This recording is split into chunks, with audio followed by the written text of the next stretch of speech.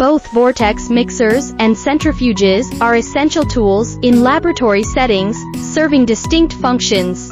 Understanding their differences can help researchers choose the right equipment for their needs. Vortex mixer. A vortex mixer is primarily used for mixing or agitating samples by creating a swirling motion.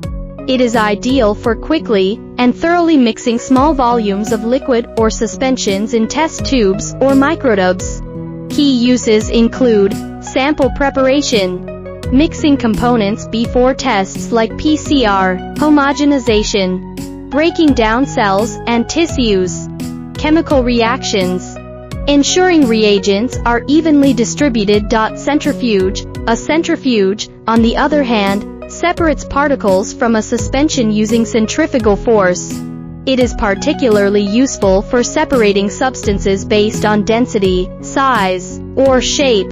Common applications include blood sample processing, separating blood components, cell cultures, harvesting cells from culture media, nucleic acid purification, isolating DNA and RNA from samples. Key differences. Purpose. A vortex mixer is designed for mixing, while a centrifuge is for separation. Functionality.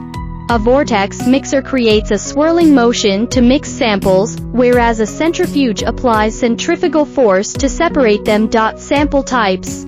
Vortex mixers are best for small volumes, while centrifuges can handle larger volumes and diverse sample types. Understanding the specific needs of your laboratory work will guide you in choosing the appropriate instrument.